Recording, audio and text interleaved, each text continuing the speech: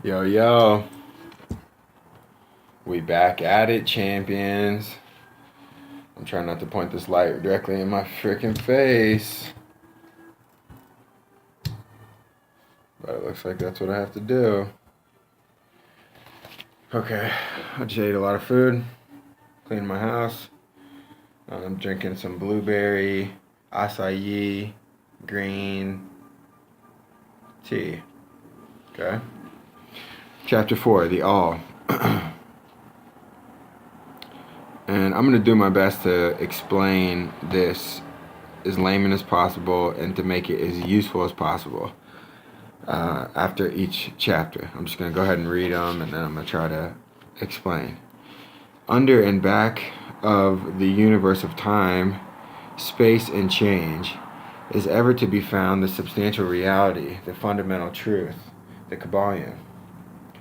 Substance means that which underlies all outward manifestations, the essence, the essential reality, the thing in itself, etc.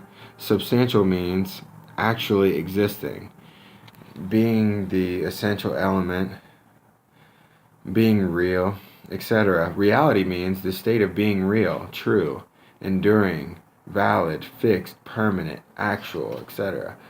Under and behind all outward appearances or manifestations, there must always be a substantial reality. This is the law.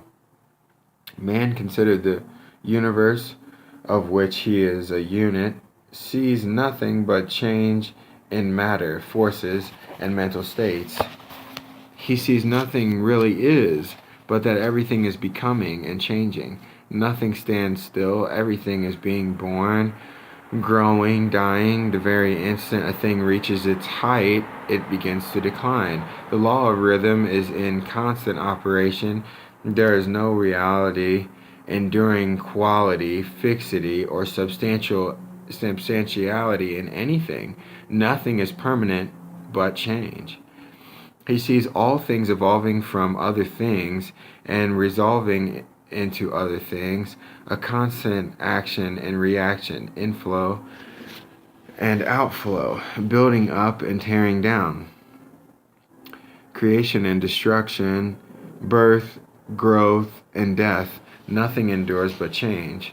And if he be a thinking man, he realizes that all of these changing things must be but outward appearances or manifestations of some underlying power, some substantial reality.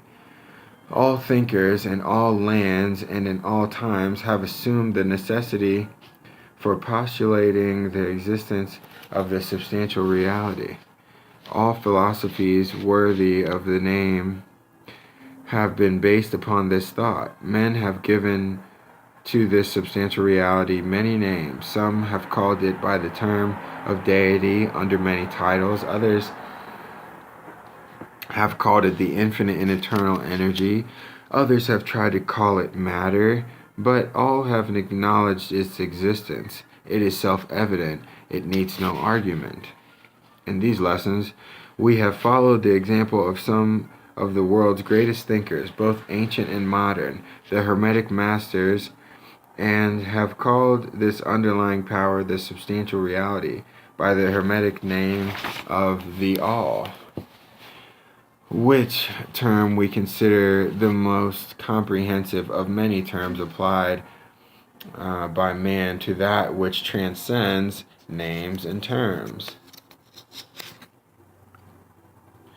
We accept and teach the view of the great Hermetic thinkers of all times, as well as those illumined souls who have reached higher planes of being, both of whom assert that the inner nature of the All is unknowable.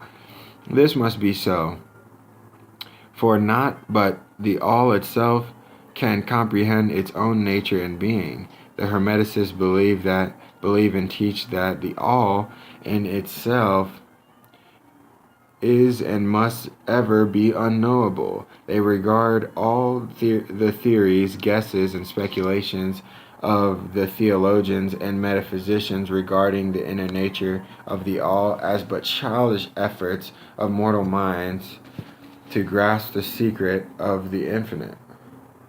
Such efforts have always failed and will always fail, for the very nature, from the very nature of the task, to try to name and classify and put a finger on God, basically, which, so, one pursuing such inquiries travels around and around in the labyrinth of thought until he is lost to all sane reasoning, action, or conduct, and is utterly unfit for the work of life. He is like a squirrel which frantically runs around and around the circling treadmill wheel of his cage, traveling ever and yet reaching nowhere. At this end, a prisoner still, and standing just where he started. And still more presumptuous are those who attempt to ascribe to the all the personality, qualities, properties, characteristics, and attributes of themselves, ascribing to the all the human emotions, feelings, and characteristics, even down to the pettiest qualities of mankind, such as jealousy, susceptibility to flattery and praise, desire for offerings and worship, and all other survivals from the days of the childhood of the race. Such ideas are not worthy of grown men and women and are rapidly being discarded. So for all those people in Hollywood who are making blood sacrifices, it ain't working. Alright? Alright, hold on.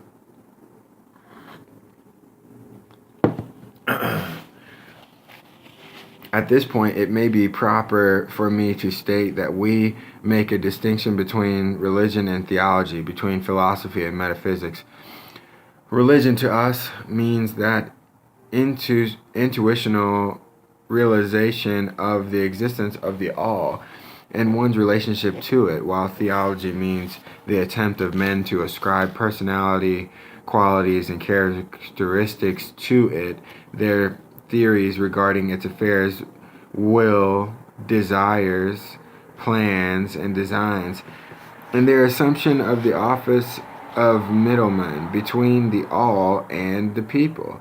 Philosophy to us means the inquiry after knowledge of things knowable and thinkable, while metaphysics means the attempt to carry the inquiry over and beyond the boundaries into regions unknowable and unthinkable, and with the same tendency as that of theology.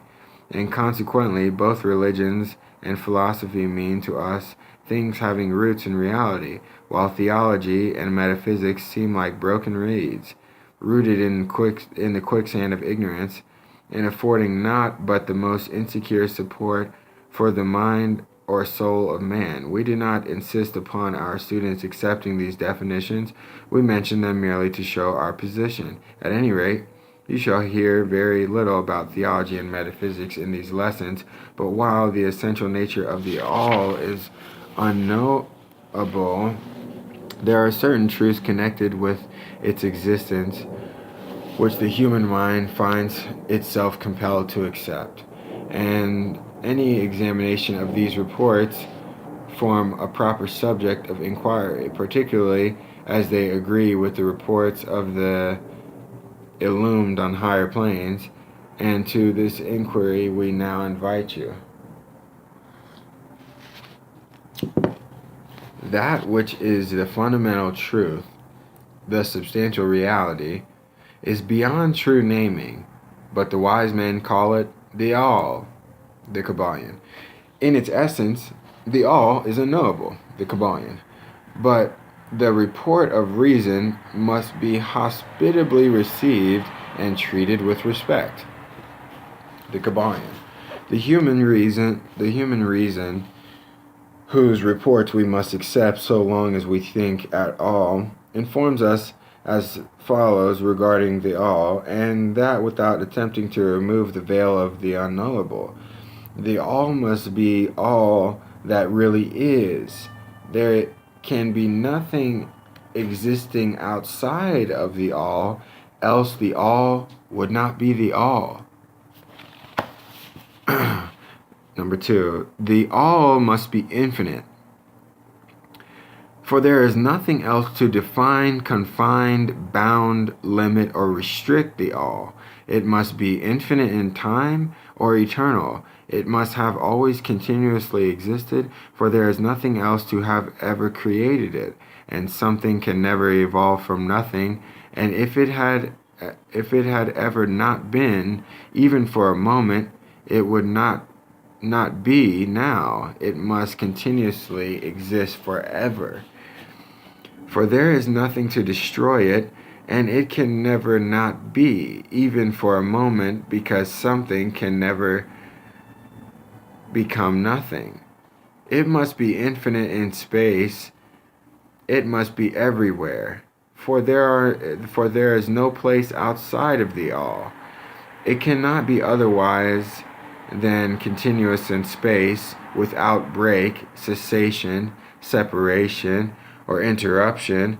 For there is nothing to break, separate, or interrupt its continuity, and nothing with which to fill in the gaps. It must be infinite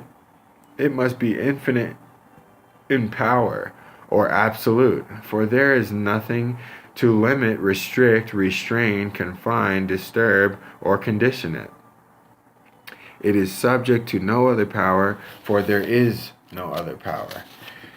Number 3, the all must be immutable, or not subject to change in its real nature, for there is nothing to work changes upon it, nothing into which it could change, nor from which it could have changed. It cannot be added to, nor subtracted from, increased or diminished, nor become greater or lesser in any respect whatsoever. It must have always been, and must always remain, just what it is now, the all.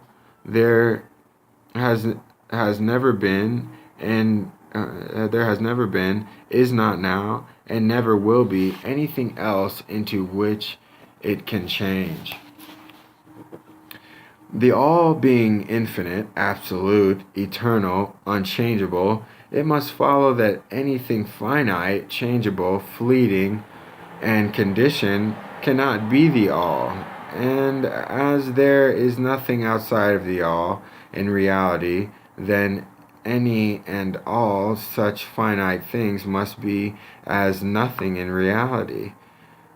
Now, do not become befogged nor frightened. We are not trying to lead you into the Christian Science field under cover of Hermetic philosophy. There is a reconciliation of this apparent contradictory state of affairs. Be patient. We will reach it in time. We see around us that which is called matter, which forms the physical foundation for all forms. Is the all merely matter? Not at all. Matter cannot manifest life or mind, and life and mind are manifested in universe. The all cannot be matter, for nothing rises higher than its own source. Nothing is ever manifested in an effect that is not in the cause. Nothing is evolved as a consequent that is not evolved as an antecedent. And then modern science informs us that there is really no such thing as matter. That what we call matter is merely interrupted energy or force. That is, energy or force at a low rate of vibration. As a recent writer has said, matter has melted into mystery. Even material science has abandoned the theory of matter, and now rests on the basis of energy. Then is the all mere energy or force? Not energy or force, as the materialists use the terms, for their energy and force are blind, mechanical things, devoid of life or mind. Life and mind can never evolve from blind energy or force, for the reason given a moment ago. Nothing can rise higher than its source. Nothing is evolved unless it is involved. Nothing manifests in the effect unless it is the cause. And so the all cannot be mere energy or force, for if it were, then there would be no such thing as life and mind in existence, and we know better than that, for we are alive and using mind to consider this very question. And so are those who claim that energy or force is everything. What is there then higher than matter or energy that we know to be existent in the universe? Life and mind. Life and mind, in all their varying degrees of unfoldment. Then, you ask, do you mean to tell us that the all is life and mind? Yes and no is our answer. If you mean life and mind as we poor petty mortals know them, we say no, the all is not that. But what kind of life and mind do you mean, you ask? The answer is living mind. As far above that which mortals know by those words, as life and mind are higher than mechanical forces or matter, infinite living mind, as compared to finite life and mind. We mean that which is the illumined souls mean when they reverently pronounce the word spirit. The all is infinite living mind. The illumined call it spirit. Okay, so that's chapter 4. Big. The all.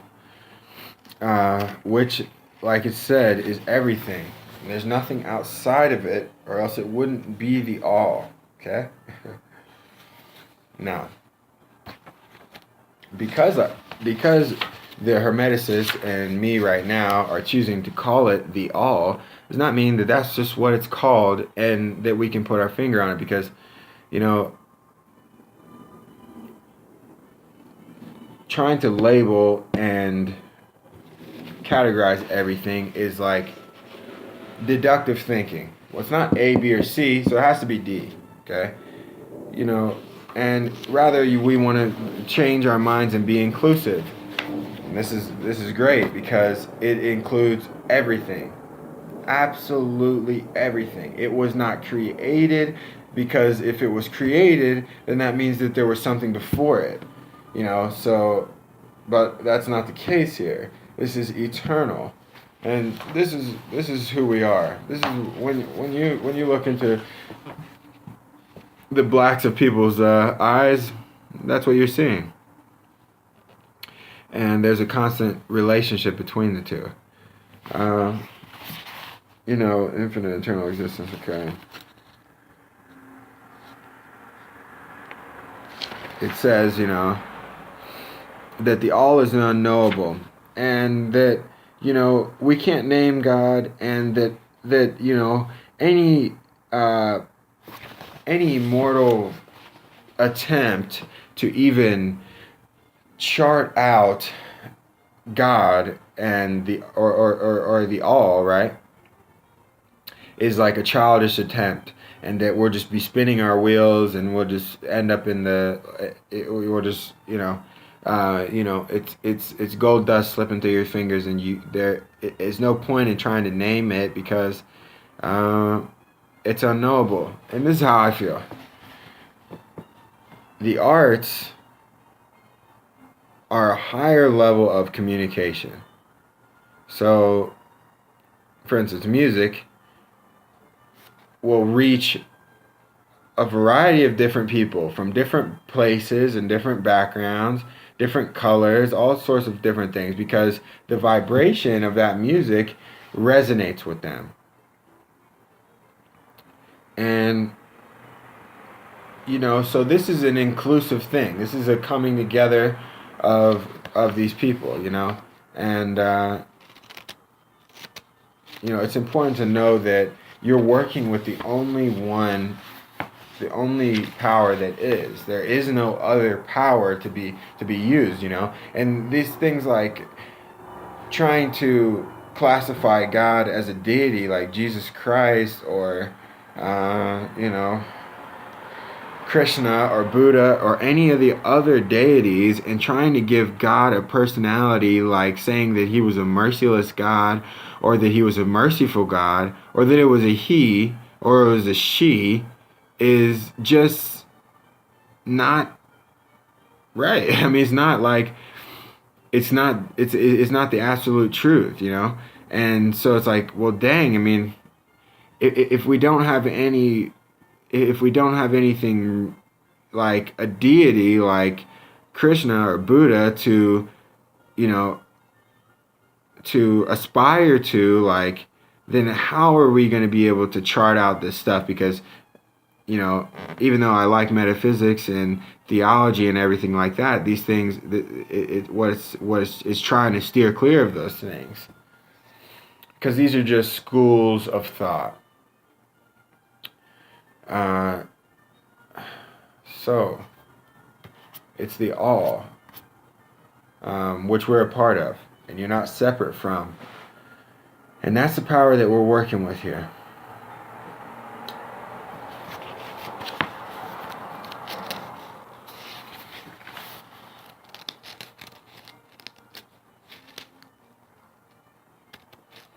You know, it can't be divided, can't be subtracted, it can't change into something else, because it is everything. You know, so like, and it's like, all right, well, you know, it says,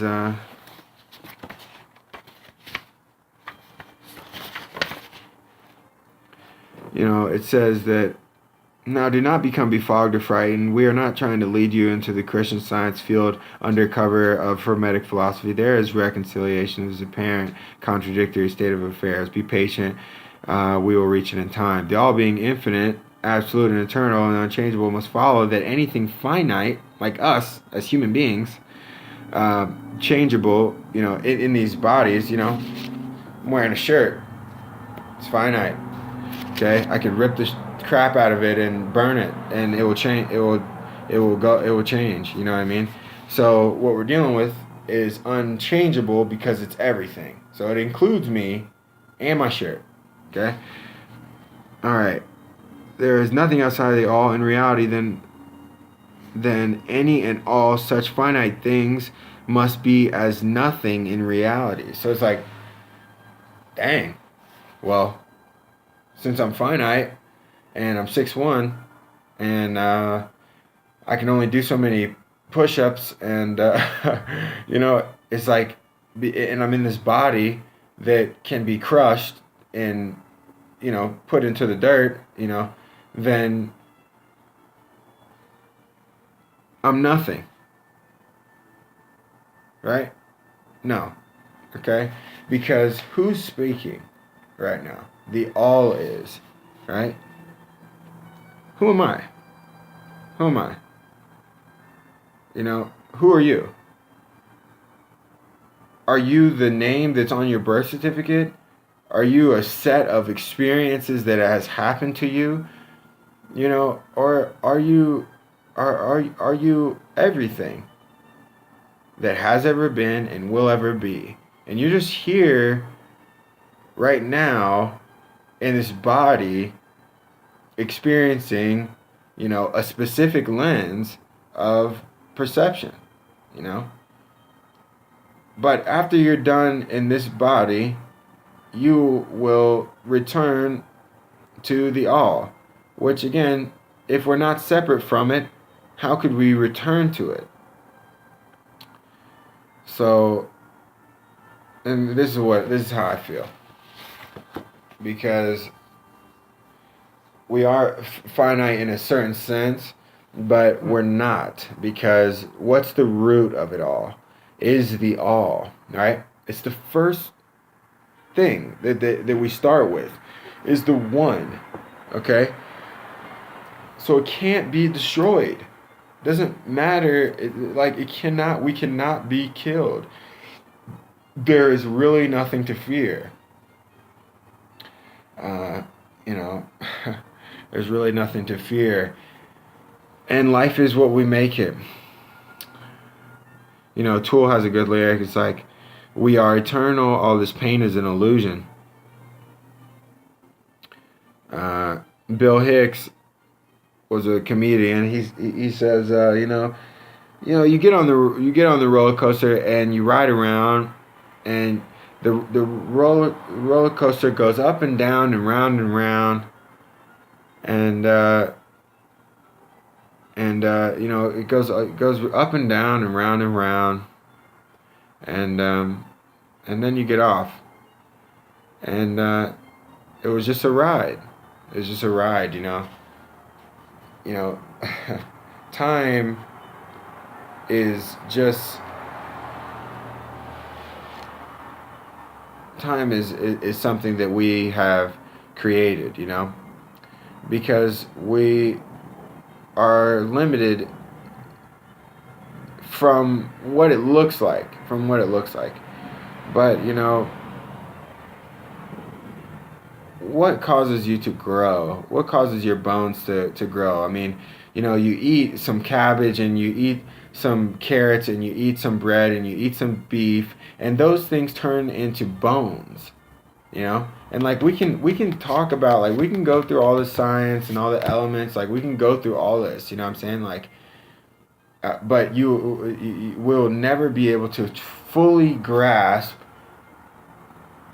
what we are, what we are. And when we're here on this plane of existence, we're going to try, and it's a good thing to try. And the arts will help us paint a picture of God's power,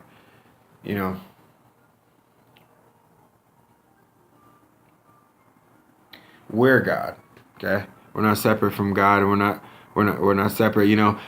It can't be conditioned. The all can't be conditioned, right? So this is really who we are, but we have been conditioned. We went to school for 1,500 hours or 15,000 hours. That's a ton of conditioning. Who knows how much TV you watched? That's a ton of conditioning. Then you went to church. And then you got advertised to, and the people around you talk a certain way. I speak a certain dialect. This is all conditioning. Like, with that being said, we can condition ourselves, and we might start by deconditioning ourselves by getting rid of the idea of limitation, that you just can't do something because of a limitation, because at the core of it all, at the root of it all, it's unlimited. That's who we are. And, I'm trying my best here.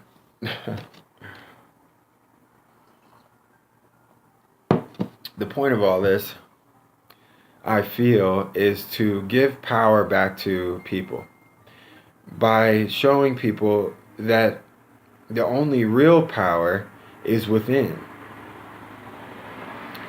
and that you have to go within. That's all. You can't go anywhere else. You can't go anywhere else. So.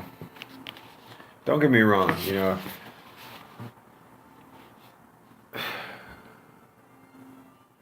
there are some good things in religion.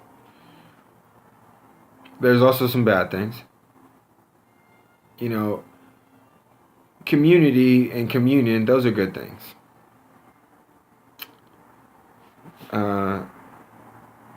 But when people try to personify and take these laws and make them into their little special thing, with their special symbols, that's when shit starts to get ate up. That's when it starts to get ate up. Because if I was to be like, yo, I'm gonna lead everybody to enlightenment, I'm a fool. That is not how this works here. Rather, you would take the mirror and point it back at the person. And this is what these shamanic practices do, is like, when it comes time to initiate yourself, when you become a man or a woman in the tribe, then we're gonna have you look into the mirror, and they have different tribes have different rituals of initiation. Uh, Sometimes people, they take ayahuasca and they hold hands and sing in unison for hours until the last person is done experiencing the experience. you know,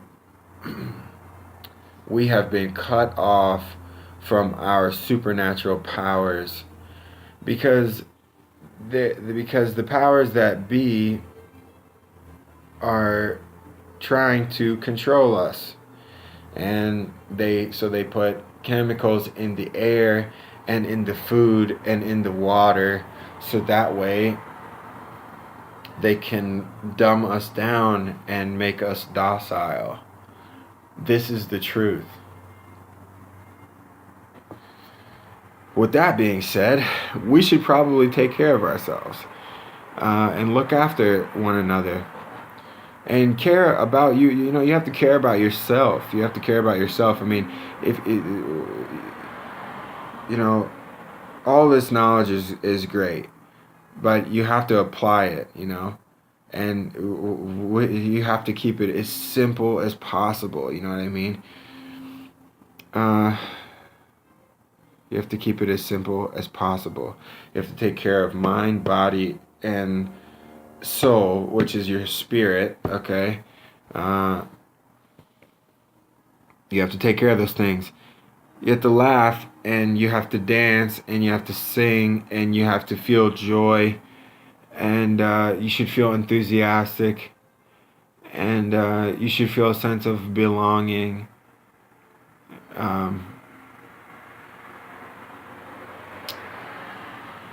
I was just talking about all this with a friend of mine. And, we have to level up. We have to level up. And this is the only real way to level up. And, it's like, for you to be initiated, all you have to really do is just accept that you are a part of the only and most powerful power that is. That's it. You know what I mean? Like, well, I guess if I'm unlimited and and I am connected with this all power, that there's no excuses, and that I'm responsible for my destiny. Like this is what's going on here.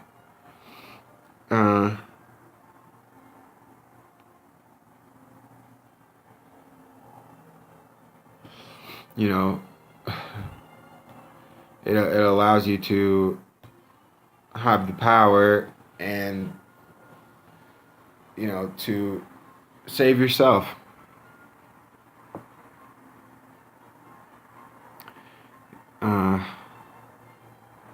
The point of this chapter was that it's the all. There's nothing outside of it. So it doesn't matter if you thought you were agnostic or atheist, or if you thought you were Hindu, because it includes you, and it includes everything. All right? This is not like some doctrine, what I'm trying to tell y'all here. This is just what is happening. The only thing that is substantial, or that is real, is change. So the more that you can align yourself with that and be the change in your own life that you want to see, the more power that you'll gain, and the less friction that you'll have with the universe. I mean, right? So. Yeah, it's important. It's important. It's important for you to feel empowered and for you to feel safe, to know that, you know, nothing can hurt you. Nothing can hurt you.